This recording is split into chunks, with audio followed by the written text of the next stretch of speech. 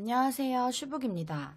오늘은 베스트셀러이자 영화 미비포유의 원작 소설인 조조 모예스의 미비포유를 들려드리겠습니다. 본 영상은 책의 결말을 포함하고 있습니다.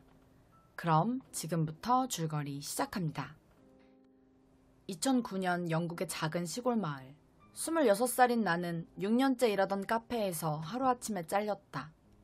아버지마저 정리해고 대상자가 되면서 급하게 직장을 구해야 하는 상황이지만 특별한 기술이 없어 닭고기 처리 공장, 패스트푸드 체인점과 같은 일밖에는 구할 수 없었다. 그런 나에게 마지막 기회처럼 사지마비 환자의 6개월 임시 간병인이라는 일이 들어왔다. 카밀라 트레이너는 나에게 아들 윌 트레이너를 소개시켜 주었다. 윌은 2년 전 교통사고로 사지마비 환자가 되었다고 했다. 내가 해야 할 일은 아주 간단했다. 그냥 옆에서 말동무나 해주며 15분 이상 그를 혼자 두지 않는 것이다. 그의 담당 간호사 네이선이 떠난 후 나는 멍하니 방 한가운데 서 있었다. 마침내 계속된 침묵을 깨고 그에게 차 한 잔 끓여줄지 물어보았지만 그는 아주 퉁명스럽게 거절했다. 하는 수 없이 나는 시간을 때우기 위해 집안일을 시작했다. 청소를 하다 우연히 액자에 든 사진들을 보았다. 번지점프를 하는 사진, 스키장에서 금발의 여자와 찍은 사진. 이때 뒤에서 윌이 말했다. 2년 반 전 스키장이에요. 당신은 그저 내 사진들을 보고 있었을 뿐이겠죠.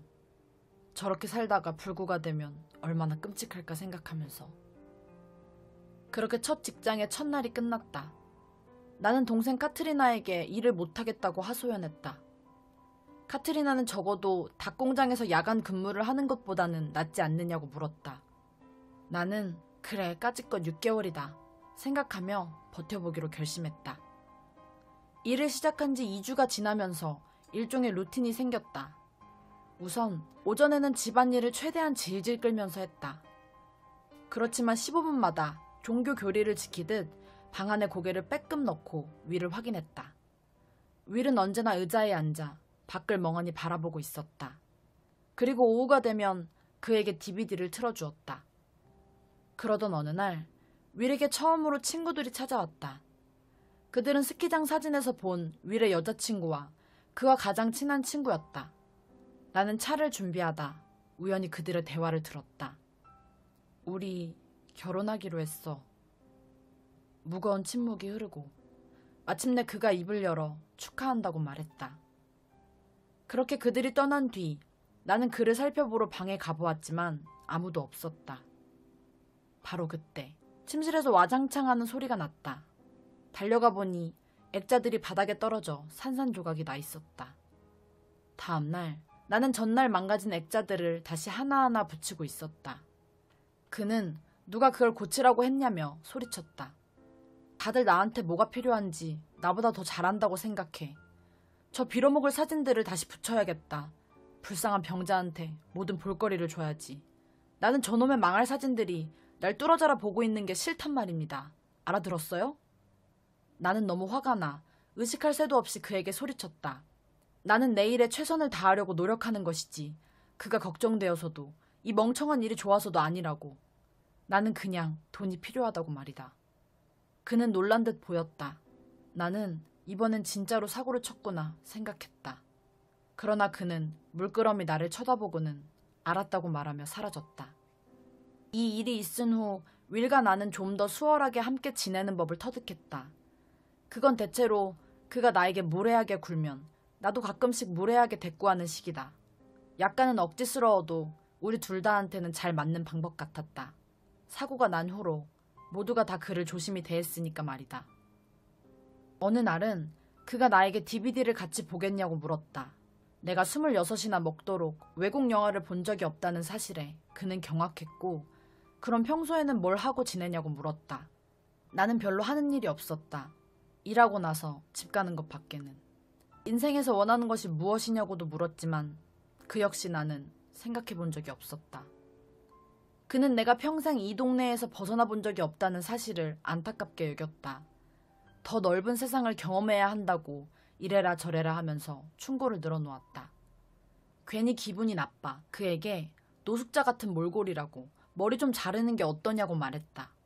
이왕 자르는 김에 면도도 하면 좋겠다고 했다. 화를 낼 줄 알았으나 의외로 그는 그렇게 하자고 말했다. 나는 그를 목욕탕에 앉히고 면도를 시작했다. 그의 얼굴이 조금씩 드러나기 시작하자 나는 그가 여자의 마음을 사로잡는 일이 얼마나 쉬웠을지 알 것 같았다. 면도 후 거실에 앉아 머리를 깎고 있는데 갑자기 그의 여동생이 들어와 어떻게 그럴 수 있느냐며 화를 냈다. 황급히 트레이너 부인이 그녀를 말렸다. 나는 빨래를 한다는 핑계로 자리를 비켜주었지만 복도를 지나다가 그들의 말소리를 들었다. 부인은 지난 12월에 그가 자살 기도를 했다고 말했다. 여동생은 그래도 오빠를 말려야 한다며 그런 부탁을 하는 오빠도 그렇다고 들어주는 엄마도 나쁘다고 울부짖었다. 부인은 6개월밖에 남지 않았다며 그 사이 무슨 일이라도 생겨서 그가 마음을 바꾸기만을 바랄 뿐이라고 했다. 6개월 뒤 그가 디그니나티 병원에서 죽는다니 어떻게 그럴 수가. 나는 사기를 당한 기분이었다. 곧장 사표를 써서 문간에 놔두고 집을 나섰다. 그날 저녁 집으로 트레이너 부인이 찾아왔다. 나는 솔직히 둘의 이야기를 들었고 끼어들고 싶지 않다고 죄송하다 말하며 자리에서 일어났다. 방에 틀어박혀 위를 생각하며 울었다. 누군가에게는 말하지 않고는 견딜 수 없을 것 같아 동생에게 이야기를 했다. 그러자 그녀는 내가 할 일은 아주 간단하다고 했다. 그 집 사람들은 돈이 많으니 그 돈을 써서라도 그에게 해줄 수 있는 멋진 일들을 생각해내라고 했다. 그래서 그가 다시 살고 싶게 만들라고 했다. 나는 이 계획을 트레이너 부인에게 말했다. 그들은 조금 놀란 눈치였지만 나 외에는 그를 설득할 사람이 없다는 걸 알고 있었다. 그날 이후로 나는 도서관과 인터넷을 돌아다니며 목록을 만들었다. 내게 주어진 시간은 이제 4개월 뿐이다. 첫 번째 시도는 경마장 나들이였다. 그런데 출발할 때의 화창한 날씨와는 달리 도착하자마자 비가 내리기 시작했고 주차장 진흙바닥에 휠체어가 빠졌다. 윌은 몹시 화가 났다. 두 번째는 클래식 콘서트. 이번에는 미리 문의해 주차장 바닥 상태와 휠체어 좌석 등을 알아둔 덕에 순조롭게 콘서트장으로 들어섰다. 공연이 시작되자 그는 문득 자기 자신을 잊은 듯이 음악에 심취했다. 공연이 끝나고 집으로 가는 차 안, 우리는 콘서트에 대해 많은 이야기를 나눴다. 이윽고 집에 도착했을 때 그는 내리지 않고 잠깐만 있자고 했다. 그저 빨간 드레스를 입은 여자를 데리고 콘서트에 다녀온 남자로 몇 분만 더 있고 싶다고 말했다. 우리는 그렇게 한참을 더 앉아 있었다. 그 외에도 성공과 실패를 거듭하며 점차 우리의 방식을 만들어갔다. 대체로 그는 사람이 많은 곳을 싫어했고 나와 성애 후면 정원을 산책하는 것을 좋아했다. 또 영화나 클래식 음악을 좋아했으며 나에게 책이나 잡지를 읽히고 그에 대해 이야기하는 것을 즐거워했다. 그러나 더 이상의 진전은 없어 보였다. 이제 8주밖에 남지 않았다. 늘 그렇듯 성을 산책하고 있었다. 그는 나에게 성 안에 있는 미로에 들어가자고 했지만 나는 내키지 않았다. 그는 들어갈 때 방향을 기억해서 거꾸로 나오기만 하면 된다고 나를 다독였다. 나는 마지못해 미로로 들어갔다. 그러나 곧 길을 잃고 잊고 싶었던 기억 속으로 빠져들었다. 20살, 나는 술집에서 만난 젊은 남자들과 미로에 있었다. 그들을 뿌리치고 도망쳤지만 달려도 달려도 출구는 끝까지 나타나지 않았다. 이윽고 누군가 내 팔을 붙잡고 키스를 하더니 집요하게 범하고 들어왔다. 나는 혼자 쭈그리고 앉아 흐느꼈다. 윌, 그의 이름을 부르고 또 불렀다. 내 부름에 윌은 빠르게 나를 찾아 미로 밖으로 데려갔고 어떻게 된 거냐고 물었다. 나는 아무에게도 말한 적이 없던 그 이야기를 그에게 털어놓았다. 그 기억이 얼마나 악몽처럼 나를 따라다녔는지, 이 마을을 조금만 벗어나려고 해도 그들이 떠올라 다시 안전한 느낌이 드는 집으로 돌아올 수밖에 없었다고 말했다. 다 내 탓인 것만 같았다. 그는 나에게 이렇게 말했다. 루이자, 당신 잘못이 아니에요. 어떤 실수라도 그 하나가 당신을 규정하도록 냅두지 말아요. 나는 그가 한 말을 밤새도록 곱씹었다. 어느 날 윌은 나에게 전 여자친구의 결혼식에 가자고 했다. 왜 갑자기 마음을 바꾼 것인지 알 수는 없었지만 알았다고 했다. 결혼식 당일 우리가 왔다는 사실에 그들은 당황한 듯 보였다. 우리는 결혼식이 끝날 때까지 별 탈 없이 앉아 있었다. 식후 연회에서 우리는 술을 마시며 우리 자신을 즐기기 시작했다. 춤추는 사람들 사이로 나는 그에게 플로어를 휠체어로 한번 돌아보는 건 어떠냐고 제안했다. 나는 곧바로 그의 무릎에 앉아 두 팔로 그의 목을 감쌌다. 우리는 댄스 플로어로 나가 작은 원을 그리며 돌기 시작했다. 그는 나에게 웃으며 말했다. 가끔은 이 세상에서 자신으로 하여금 아침에 눈을 뜨고 싶다는 생각이 들게 만드는 건 오직 나뿐이라고 말이다. 그 순간 나도 모르게 둘이 아무데도 없는 데로 떠나자는 말이 튀어나왔다. 그는 그렇게 하자고 답했다. 그 후 나는 환상적인 여행을 계획하기 위해 최선을 다했다. 그리고 우여곡절 끝에 나와 윌, 담당 간호사 네이서는 모리셔스 제도로 향하는 비행기에 올랐다. 그곳에서 우리는 꿈같은 2주를 보냈다. 마지막 날 밤, 나는 술에 좀 취해도 좋다고 생각했다. 흘러나오는 음악 소리에 몸을 맡기고 춤을 추기 시작했다. 노래가 끝나고 그에게 다가가 입을 맞췄다. 그리고 사랑한다고, 함께 있고 싶다고 내 마음을 고백했다. 하지만 예상과 달리 그는 미안하다고 말했다.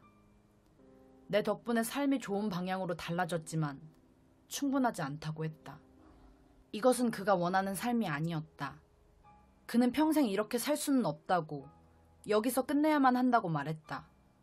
자신을 사랑한다면 함께 병원에 가달라고 부탁했다. 어떻게 나한테 그런 부탁을 할 수가 있는 거지? 내가 사랑한다고 말하는데 같이 가서 자살하는 꼴을 지켜봐 달라니. 나는 너무 화가 나 그에게 악을 쓰고 호텔방으로 돌아갔다. 다음 날 나는 그와 한마디도 섞지 않고 귀국했다. 그리고 공항에 나와 있는 트레이너 부인에게 내 실패를 인정했다. 가지 말라고 부탁하는 그녀를 뒤에 두고 나는 도망치듯 걸어갔다. 정작 어디로 가고 있는지도 모르는 채 걷고 또 걸었다. 며칠이 흘렀다. 이제 약속했던 6개월이 하루밖에 남지 않았다. 실수였으면 어떡하지? 같이 갔어야 했나 하는 후회가 일었다. 나는 심지어 작별 인사도 못했다는 생각에 견딜 수가 없었다. 이때 자동 응답기 메시지를 듣던 동생이 나를 불렀다. 트레이너 부인 메시지였다. 최대한 빨리 전화를 바란다고 했다. 나는 너무 무서웠지만 전화를 걸었다. 그리고 곧장 그녀가 준비해준 비행기를 타고 스위스로 날아갔다. 유령처럼 창백한 모습의 부인이 나를 맞아주었다. 그리고 그 뒤 윌이 보였다. 나는 그 순간 아무 생각도 들지 않았다. 오로지 여기 오게 되어 정말 기쁘다고 생각했다. 나는 그의 옆에 누워 한 팔로 그를 감싸 안았다. 눈을 감고 그의 채취를 들이마셨다. 나는 그에게 말했다. 내 평생 최고의 6달이었어요. 긴 침묵이 흘렀다. 그리고 그가 말했다. 웃기는 일이지만 내게도 그랬어요. 그 얘기를 듣자 나는 무너져 내렸다. 그를 꼭 안고서 흐느껴 울었다. 그렇게 얼마나 오래 있었는지 잘 모르겠다. 마침내 그가 조용히 말했다. 우리 부모님 좀 들어오시라고 해줄래요? 그렇게 그는 떠났다. 그가 떠나고 6주가 흘렀다. 나는 그동안 그가 남긴 편지를 보고 또 보았다. 그는 변호사를 통해 나에게 약간의 유산을 남겼다. 그 돈으로 자유를 사라고 했다. 그 작은 마을에서 벗어나서 지금까지 어쩔 수 없이 해야만 했던 선택들로부터 해방될 자유 말이다. 나는 그가 그렇게 말하던 프랑부르주아 거리의 카페 마르키에서 커피를 마셨다. 한 잔 더 하겠냐는 웨이터의 물음에 해야 할 일이 있다고 말한 뒤 길을 나섰다. 드넓은 파리를 향해, 새로운 삶을 향해, 발걸음을 내딛었다. 어떠셨나요? 책을 듣고 떠오르는 생각들을 댓글로 공유해주세요. 혹시 듣고 싶은 책이 있다면 유튜브나 인스타에 댓글 남겨주세요. 제 영상이 마음에 드셨다면 좋아요와 구독 버튼 부탁드립니다. 그럼 다음 영상에서 만나요. 지금까지 슈북이었습니다. 슈북슈북.